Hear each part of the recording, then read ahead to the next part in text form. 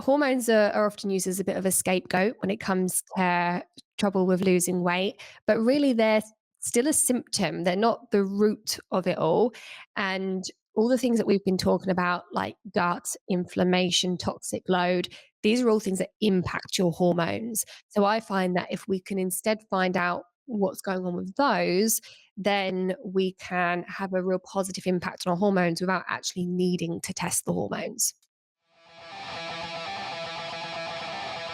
Wits and Weights community, welcome to another episode of the Wits and Weights podcast. Today, I'm delighted to be joined by Louise Digby, a registered nutritional therapist, women's weight loss expert, and founder of the Nourish Method to lasting fat loss. What I love about Louise's approach is she focuses on transforming her clients' health and well-being by identifying and addressing each individual's unique needs and imbalances. She's not about restrictive dieting or the need for superhuman willpower. Instead, she helps her clients lose fat, optimize their health, and rediscover what she calls their sparkle in a sustainable way. Louise's clients typically come to her after struggling to lose weight despite eating well and working hard to burn the fat. Sound familiar? I know I've been there, and I'm sure many of you have as well. And that's why I'm excited to dive into this conversation with Louise today. You'll learn about all the reasons the scale weight fluctuates, both in the short term and when it comes to true fat loss and gain. Louise will share her insights on the dangers of scale obsession, the importance of non-scale victories. We'll discuss the role of hormones in weight management, the problem with restrictive dieting, and the emotional and psychological side of fat loss and body image. And we'll have Louise share some of her top tips in some of these areas, like sustainable fat loss and underlying issues and imbalances when it comes to achieving long-lasting results. Louise, welcome to the show. Thank you so much for having me. I'm really pleased to be here. So let's start by examining the premise of the topic today, which is that scale weight is actually important or relevant in some way before we dive into the details to achieve some outcome. So is scale weight important? I think it's not as important as it's made out to be. Obviously, it gives you a rough idea of whether you're moving in the right direction or not. But what we always overlook is that there's so many things that can contribute to our weight increasing or decreasing. And, it's not just about fat loss, because that's what we want, isn't it? We want to lose fat, but there might be other things going on that might not allow that to be reflected on the scales. So, for example, if you're gaining muscle, then that's a really good thing. But obviously, muscle is going to give you some weight. So, if you're gaining muscle, you might see the scales go up. If you're gaining muscle and losing some fat, you might see the scales stay the same. So, we have to think about, what have we been doing? Have we been doing strength training? Because that is going to have an impact, and that's a really good thing. And then there's also things like water retention. And, this is particularly for women a really common thing. And, this might happen more at certain times of the month. And you might have water retention if you're feeling unwell, if you've got an infection or a bug, if you're experiencing allergies or food reactions, or if there's just generally inflammation in your body, then you're going to be more likely to retain water. If you've been eating more salt or a little bit more junk food, that may not actually be fat gain. It could be water retention as a result of the extra salt, the extra carbs, or other bits.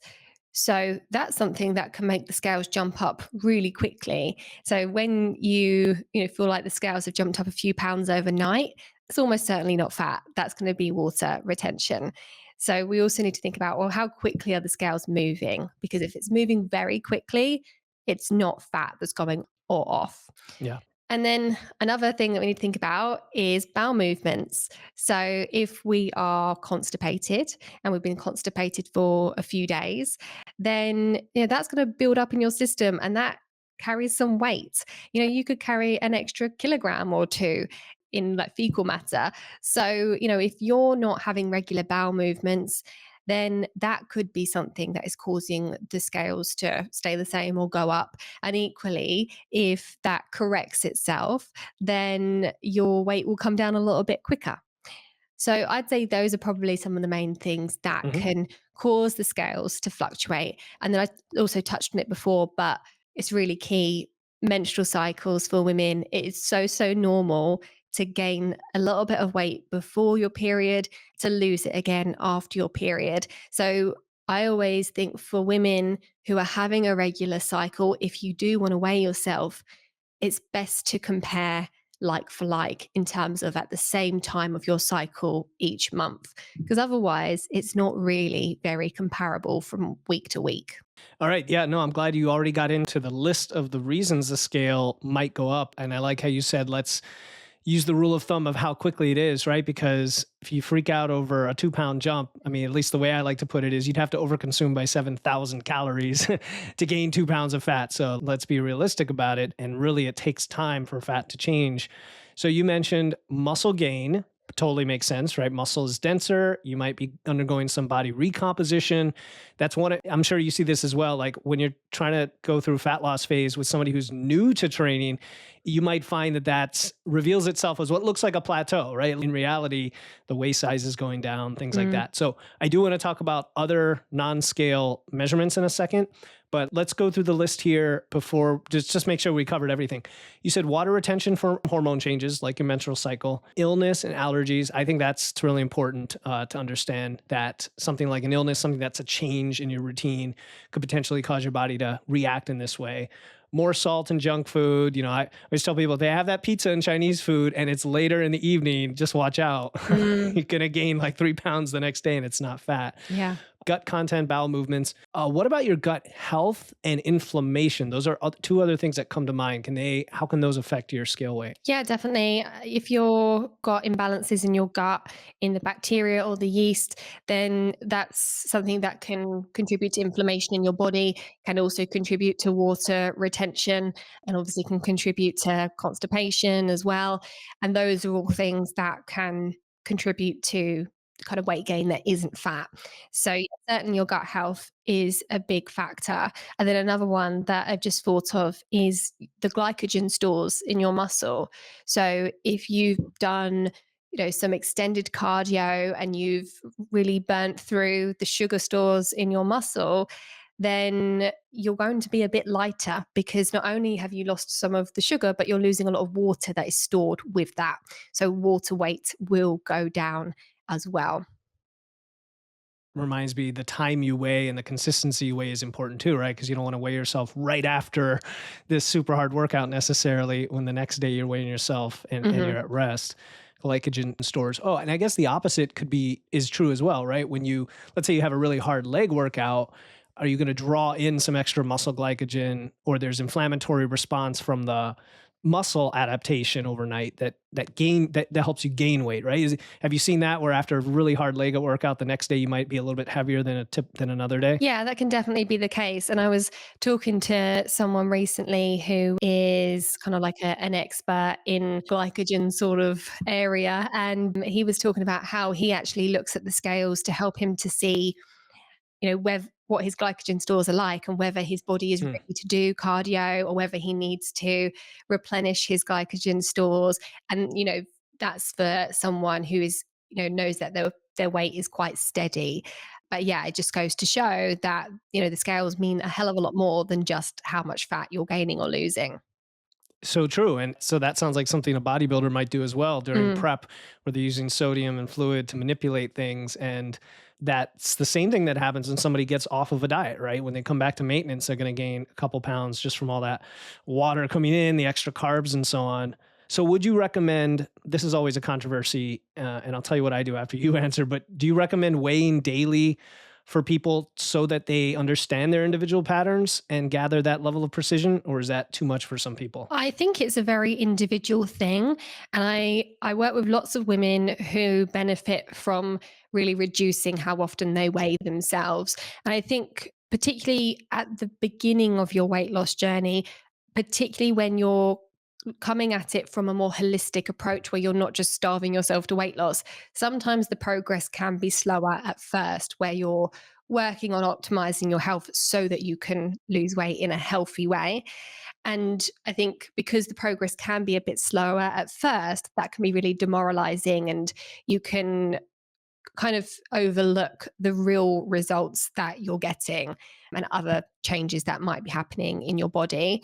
So, in that scenario, it's often a good idea to weigh less, and weekly is often better. If not monthly, sometimes not at all. It might be better to do measurements or that kind of thing. Look at your clothes.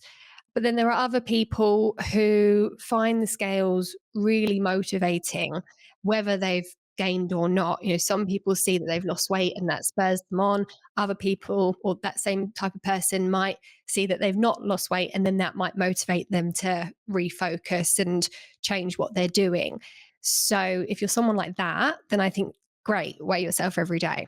Yeah, awesome. I mean, it's a great answer, right? Is you have to understand yourself. I also, even to extend that, would say don't necessarily assume that past patterns and emotional relationships with the scale would necessarily continue. Like I think you have to evaluate where you are, today, and maybe work with a coach like you who can help you understand what you need for that phase, for that goal, for whatever you're going for. Because someone who says, well, if I don't weigh myself, how do I know I'm making progress? That's where you could say these other ways tell us that we're making progress. So why don't we get into a couple of those?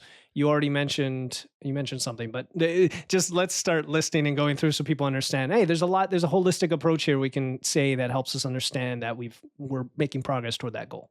Yeah, so I mentioned measurements. So, Yeah, this measurements. might be getting a fabric tape measure and measuring all different places on your body, particularly around your tummy is a great place to measure because for most people, that's the really bothersome weight that they want to get rid of. So that's quite meaningful progress to measure.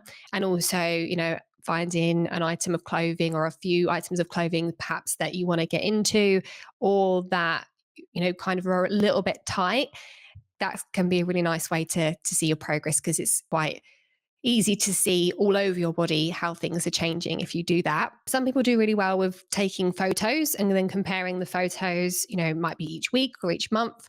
Then you can get a really visual way of seeing how your body is changing. And then I also think it's really important to look at other health indicators. So with my clients, I really like to monitor energy levels and cravings and sleep quality and like PMS and bloating and those types of things, because those are the really common bothersome symptoms that tend to crop up when we're not best supporting our health, when we're not eating right for ourselves. But they all improve when we're meeting our body's needs, when we're getting the exercise right. So those are really good things to monitor. And if you see you've got a few weeks where actually that your scores for all of those have come down, as in got worse, then that might be a time to reassess and look at what you're actually doing to see if you're on the right track.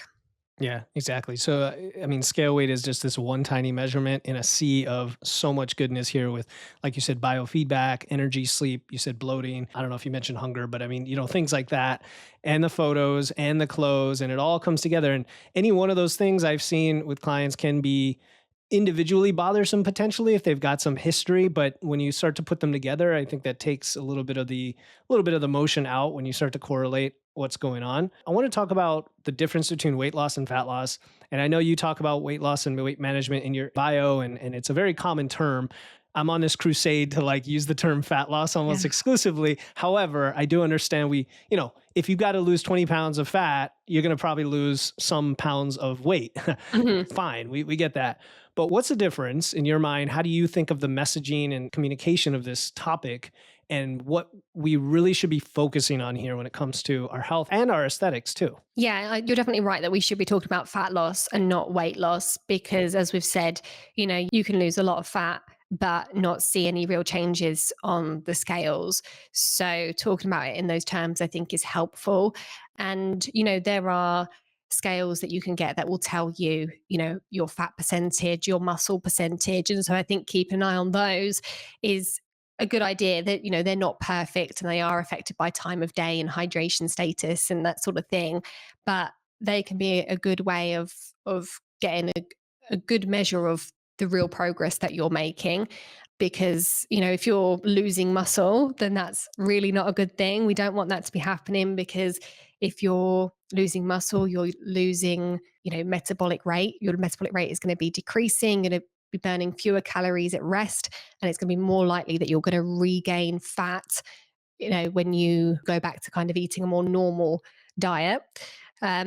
So, yeah, I think we do need to be paying closer attention to fat itself as opposed to just the weight. Mhm. Do you work exclusively on the fat loss side or the weight loss side, and or do you also work on the gaining side? Because that's a whole separate issue of when people are gaining weight to gain muscle. How often are you working in that side of it? I just work on the weight loss or fat Okay. loss side of things because, like you say, it is a whole different thing. And, if you're someone who's trying to gain weight, whether that's gain muscle or gain fat, it's whilst it's, kind of similar in a way in that, we still want to optimize your health, it's kind of a very different mindset, I Mhm. find. Yeah, yeah, no, no, it's totally different. I was just curious. So, getting back to the scale a little bit, we talked about how the frequency of weigh-ins and fixations on numbers. Do we know from the evidence or from experience, does scale obsession lead to disordered eating or disordered exercise habits? I mean, I think there's kind of an obvious answer there, but there's also a like, what do we mean by that? In other words, let's tie it to the importance of using the scale weight to some level because we need to versus obsessing about it and then maybe breaking free from that mindset. What are your thoughts on Mm. that? Well, what I often see in my clients, the ones that weigh themselves very regularly, not all of them, but a lot of them, is that the scale can cause a lot of stress.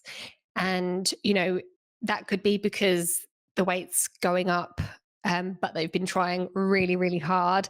Or it could be because the scale's not gone down, or just that they can't make sense of, the different fluctuations. And that can very easily become an obsessive thing.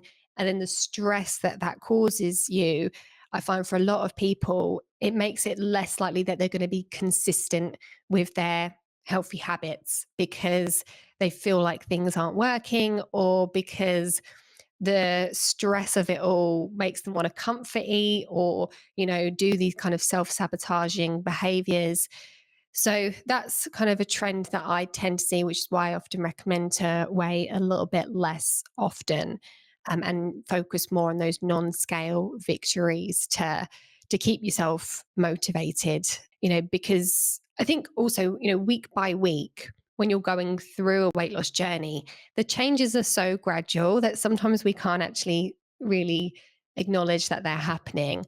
But if we can kind of keep a log each week of whether that's weights or measurements or, kind of your health markers, then when we look back and we see where we started from, that can be really, really motivating, and it can help us to have a much better kind of appreciation of how far we've come. Yeah, I struggle with this too, Louise, where like if a client wants a very precise path, we want I want as much data as possible, but I also don't want them to every day be reaching out to me and saying, "Oh no, my weight went up. Oh no, wait, my weight went down. Oh no." Right? And at the same time, how do you get the best of both, right? Like so one thing I do is trend weight. I try to focus more on a trend, right? Like say let's ignore the scale weight but take it and look at the trend. But again, we can't change human nature oftentimes when Mm. it comes to obsessing over these things. So, okay, I think we, not that we beat that to death, but we talked a lot about the scale. Let's talk a little bit about the things that influence that a little more detailed, and specifically hormones, because I know a lot of people in general and women especially are not just from menstrual cycle changes, but hormones in general and stress especially, right? Cortisol and stress and the impact on visceral and belly fat and cravings, lack of sleep, like all of those things. I'd like to get into what you think is the order of priority for most people, knowing that everyone's different. But like when you work with clients, what are the top three issues that have nothing to do with food, nothing to do with training, but still affect their like weight and fat management? Yeah, this is the message that I'm consistently trying to get out there, is that there's a lot more to it than just food and exercise, and Yep. these underlying factors have a really big impact. So in terms of the top 3 things, really difficult to narrow it down because it is so different for everyone, but, hormones has gotta be up there. And when I say hormones, a lot of people will instantly think of sex hormones, but really I'm talking about all hormones in your body, because that can incorporate your sex hormones, stress hormones, thyroid hormones, blood sugar Insulin. hormones, Yeah. Yeah. Blood sugar. Yep. hunger Exactly. hormones, Yeah. brain Hmm. chemicals, all of those things. They all, in their own ways, will interact with the way that your body burns and stores fats. So, for example, your thyroid hormones really control the speed of your metabolism.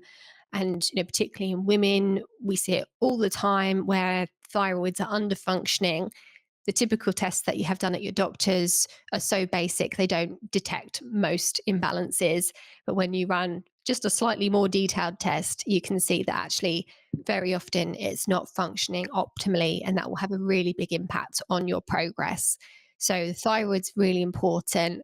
The blood sugar hormones really key. If your insulin levels are higher than optimal, then you're going to be spending too much time in fat storage mode, and it's going to be very difficult to get into fat burning mode without taking steps to address that raised insulin level. And then cortisol, like you mentioned, is another key hormone as well. And, it's one that when it is elevated, and it is for so many people because of just the modern lives that we live, it really drives fat storage, particularly around your tummy. And it's a very disruptive hormone. So it will disrupt your sex hormones. It will slow down your thyroid further. It will disrupt your gut function, cause inflammation, deplete your nutrients, etc. It disrupts everything. So that is, another key hormone. So yeah, the hormones really, really big. And then I'd say gut health is another big factor as well. And it's kind of for similar reasons, really, because your gut is very involved in how we process our hormones. So we eliminate particularly our estrogens via the liver and into the gut, and they can be reabsorbed if our gut isn't functioning so well. And then that can cause hormonal imbalance. And the gut can also be a real source of inflammation and toxins, both of which can drive weight loss, resistance, and hormonal disruption. So, in my clients, we very often test the gut, and we so often see that the gut is, not functioning optimally in many, many people, whether there's obvious gut issues or not. Sometimes their gut appears to be functioning well, but when we take a closer look, the balance isn't good with the bacteria and the yeast. They're not absorbing very well. And then because your gut is connected to everything that's going on in the body, it impacts everything. All right. Yeah, that makes a lot of sense. And, before people get scared that, okay, everything is going to just stop functioning because they've got, an imbalance here or there. First question is, would you say that a vast majority of people can, through some simple lifestyle changes, move the needle significantly? We want to put that out there first. Yeah, definitely. And, I think one of the really motivating things is that the types of things that you need to do to kind of get the foundations in place to support the health of your hormones, your gut, your liver, and all these different systems very similar. So things like making sure you've got enough protein in your diet, making sure you're eating enough overall, hydration, and we can get into them more. But there's some core foundations that impact all these systems in a really positive way. Hi, my name's Nancy. I'd love to give a massive thank you to Philip of Wits and Weights for his work with my 16-year-old daughter. When my 16-year-old came to me with, she wanted some support with her nutrition, she wasn't happy with her body image and the trend that her weight was going, we were very concerned about what kind of help we could get for her. And all of those concerns were completely allayed by work with Philip. I knew as soon as I talked to him that, he was so respectful of any of our concerns. He adapted any of his programs to really fit working with a teen rather than the busy professionals that he normally works with. His coaching style really resonated with her, and we're just literally so grateful that he has taught her so many of the skills and life habits that we hope now she'll take through her entire life. So huge thank you, Philip. We've really, really appreciated your work. Is there something beyond the big thing? So, and I've seen this as well. There's like the 80-20 approach, but then there's like the 90-10. In other words, a lot of people are just have very simple but big things that they can change, like the protein, like training, hydration. And it may take them a while to get there because it is far from where they are today, but then they take steps to get there. And now they're operating at this really good new baseline, but there's still some more that they can optimize. Let's call it, or there's a little bit more to go, let's say, once they've gotten there. What would you put in that category? Like nutrient deficiencies or food sensitivities, or, like you've got the basics, Now what? Is there this one extra step that you can take? Yeah. So the basics are absolutely key, and that's where we start with everyone that I work with. And then it comes down to figuring out what your specific imbalances are. And so often the best way to do that is with testing, if that's available to you. And then you can decide what your key focus needs to be. Is it gut health? Is it hormones? Is it reducing inflammation? And then once you know what those things are, then that really means taking just kind of more focused steps, in terms of, it might mean upping your levels of omega 3, or it might mean avoiding certain foods that drive inflammation in your body, or eating foods to help develop a really diverse range of bacteria in the gut. And you can do lots of these things at the same time to help to create that balance. But sometimes you might need a bit more of a targeted intervention, particularly when it comes to the gut. For example, if you had like an overgrowth of bacteria, then it might be that you need to do something for a short period, like a month or two, to help reduce down that overgrowth of bacteria. The types of things that we might recommend to get a good foundation in place are great, but sometimes we need to do things that are a little bit more intense for a short period to help restore balance. Yeah, like an elimination diet, something Yeah. like that. Yeah. Okay, yeah, no, that's great. What kind of when you talk about testing, so that's another area of that can get muddy because there's the medical establishment which can be iffy and it depends on where you live, right? It depends on what country you're in and who you have access to and insurance. There's also functional medical practitioners, which again is a huge spectrum. And then there's coaches as well, all of who have a different level of expertise and scope of practice. So is there kind of a simple here, the top place to start? Maybe for women, it's getting hormones tested with saliva and urine metabolites or something, like are there common tests that you often recommend to people? For me, my go to is often an oats test, which is an organic acids test. And we like this test because it looks at how your body is functioning. And that helps us to get a look at your unique needs rather than just comparing you to the average normal person. So, this test also helps you to kind of look at lots of different areas in the body at once with kind of one simple collection. So, what I like to look at, particularly when it comes to weight loss, is what's going on in the gut, what's going on with your nutrient levels, your toxic load, your thyroid, and looking at the thyroid in detail as well. In terms of other hormones, I think it can be helpful to look at those, but I don't find it's actually essential because hormones are often used as a bit of a scapegoat when it comes to trouble with losing weight, but really they're still a symptom. They're not the root of it all. And all the things that we've been talking about, like gut, inflammation, toxic load, these are all things that impact your hormones. So I find that if we can instead find out what's going on with those, then we can have a real positive impact on our hormones without actually needing to test the hormones. Perfect. I'm going to repeat that for the listener. Hormones are often a scapegoat. They're a symptom, not the root cause, and lots of things impact them. And they can tell you what's going on, but at the end of the day, it's something upstream, lifestyle choices, or something else, like you said, with your gut or nutrient deficiencies or something, which still ultimately probably come down to a lifestyle choice to resolve that, Mhm. 90% plus of the time. So that's a really important message. Okay. Now I want to segue a little bit into another aspect of this when it comes to fat loss and dieting, and where restrictive dieting and willpower and things like that come into play, the physiological effects of deprivation, because you mentioned not just having enough protein, right, but eating enough.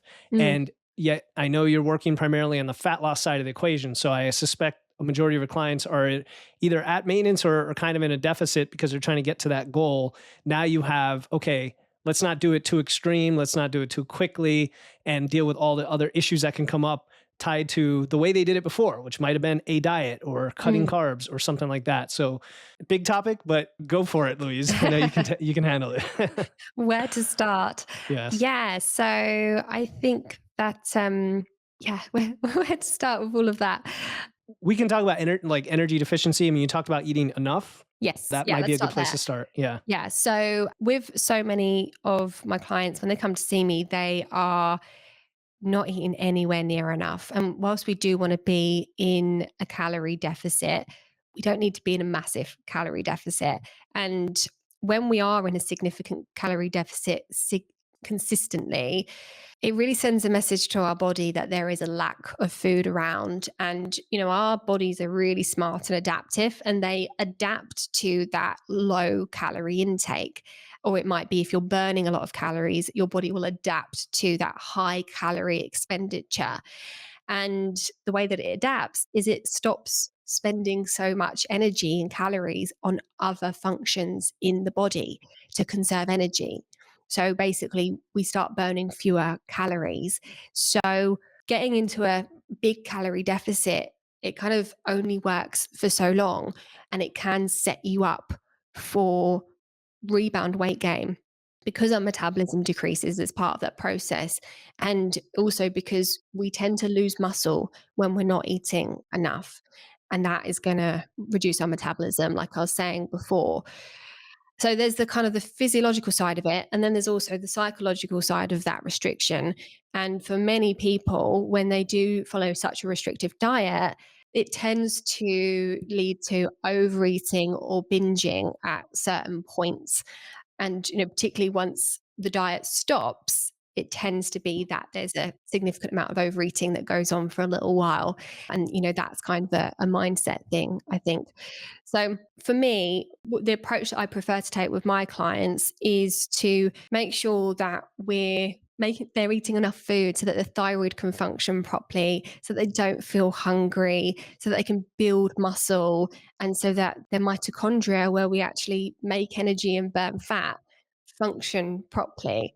And when you do all of that and you balance what's going on in the body with hormones in the gut, then your body becomes a lot more efficient at burning fats. And we don't need to be in this massive calorie deficit, which is so difficult to sustain in the long term. Yeah. So you talked about adaptation and eating enough while losing weight, which I think people have trouble comprehending. But if I'm to paraphrase what you said, and also from my experience, there's a rate at which you can do this where it's not that hard or that difficult, I guess I would say, compared to what it could be. In other words, you have to have a little bit of hunger. You're going to have that. But if you're making the right choices, because we can get into, okay, high satiety foods and all that fun stuff, but just simply the rate of loss and the amount of deficit, your body doesn't quite perceive it as this massive, I hate to say starvation because there's no such thing as like starvation mode, but it doesn't perceive that you're just going to starve. It's more like, I'm a little bit short of resources right now, but I can kind of function in general. And you probably experienced this personally, Louise, when you go in a fat loss phase. Like, I know sometimes I'll want to go more aggressively, knowing that I have more calories to work with, and yet to my body that's still pretty darn aggressive, and it's like starts to fight back and say, oh, let's turn the dial down a little bit. Same thing with clients. They want to go all out, and it's like, let's turn it back a little bit, because what you'll find is that you'll actually make progress week after week. It might take an extra few weeks, but it actually doesn't take extra time, because if you went too aggressive, you'd either overeat or binge or give up or lose muscle or something along the way. Yeah. I know you're going to say something because I'm just rambling. Go ahead.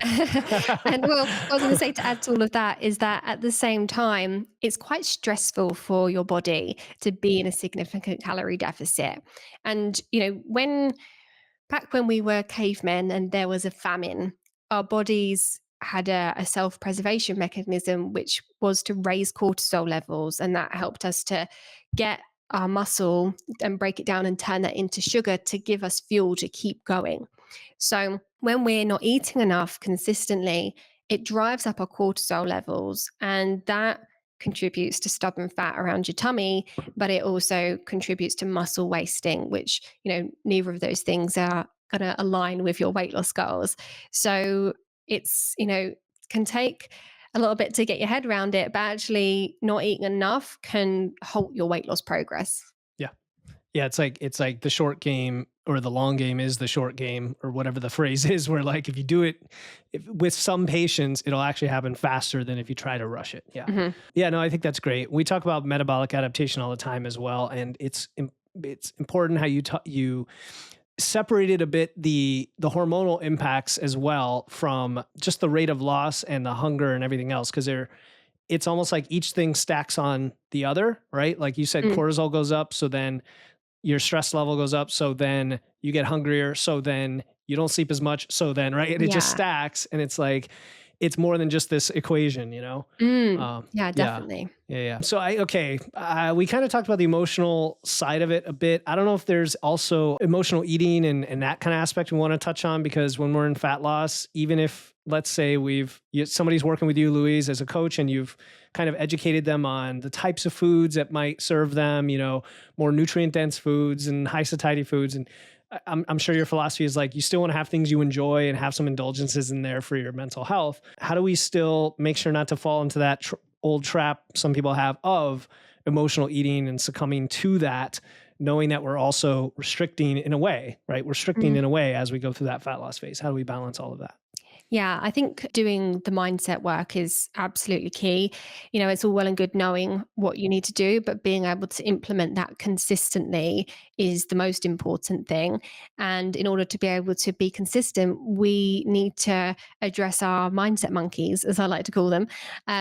Because, if there's stuff going on that is causing us to self sabotage, or if we're feeling guilty about what we're eating, if we're feeling negative around ourselves, then all of that are things that are going to be obstacles that will stop you from being consistent.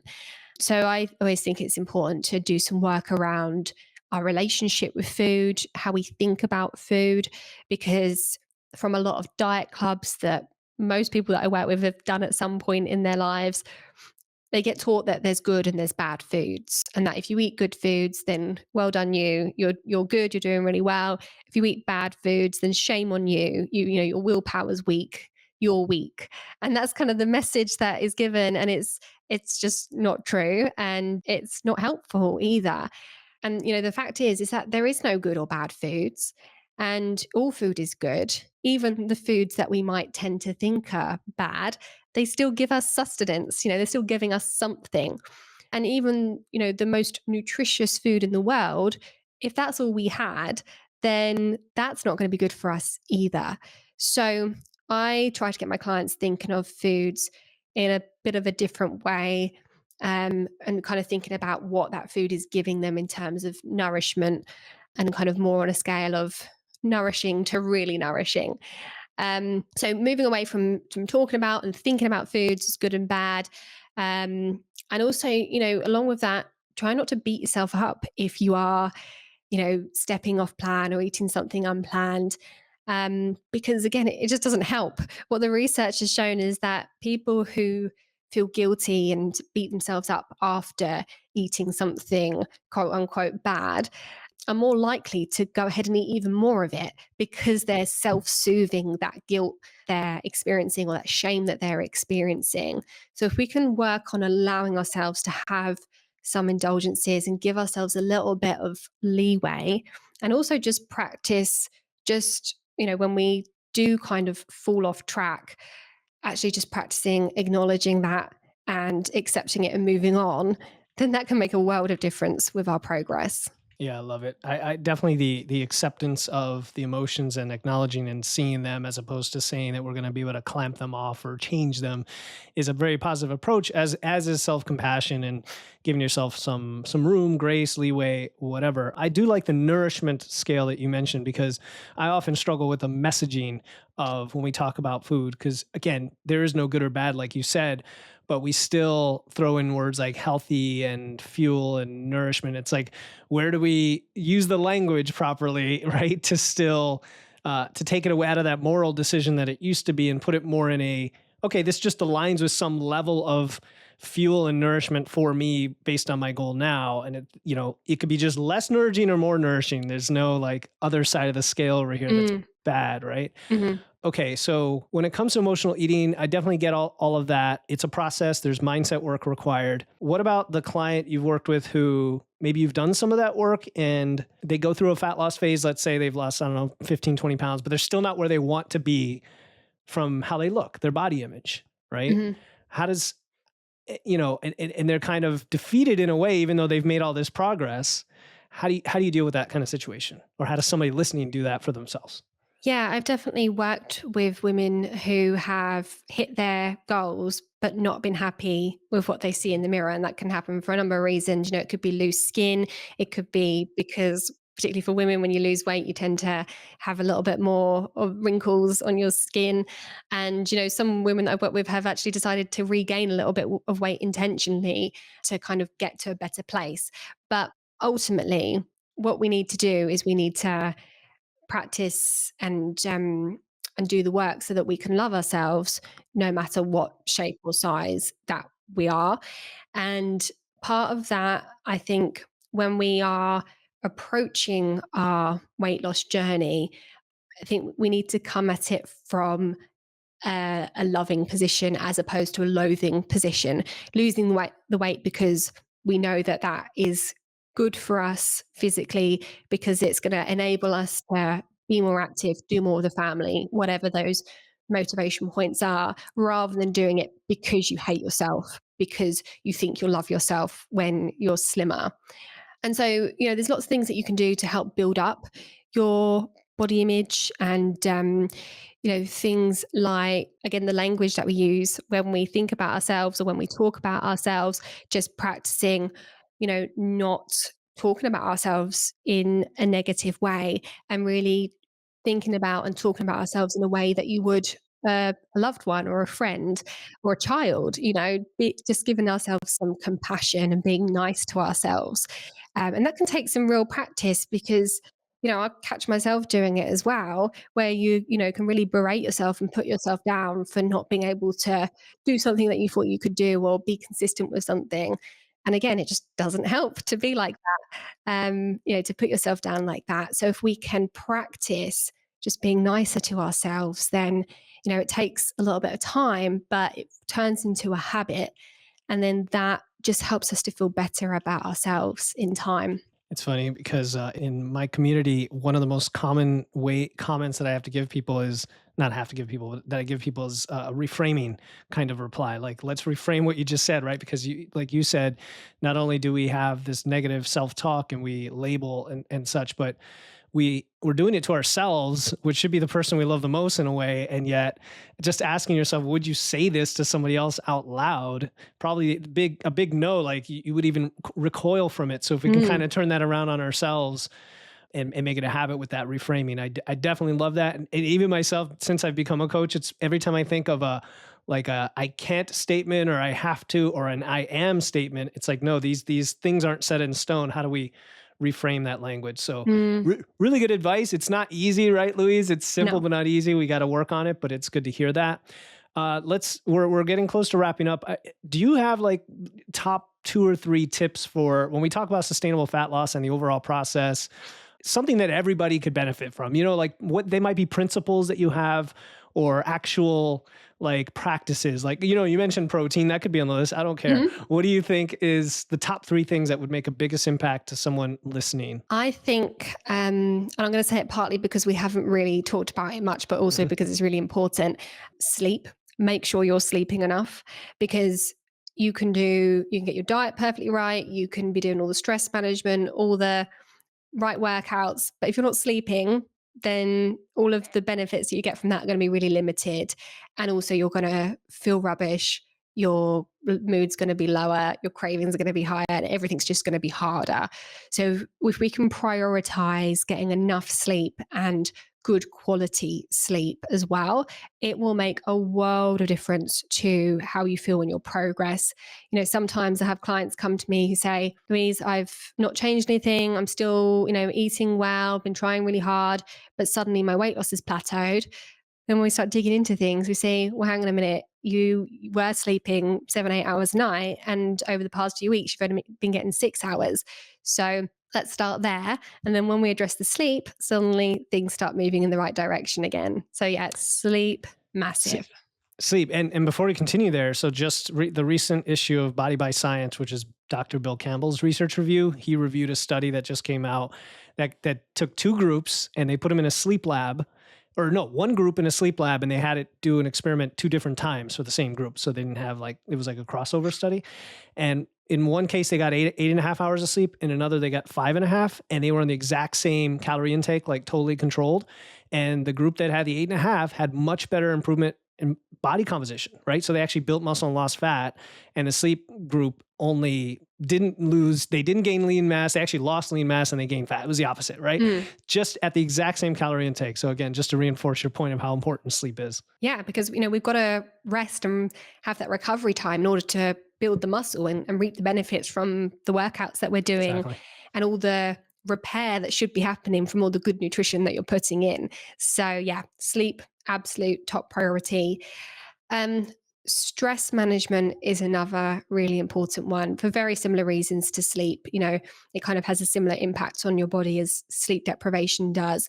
And just the type of person that I work with, who is a woman who's in kind of their mid stage of life, tends to be very highly stressed, always on the go, never really stopping or having any real me time or downtime.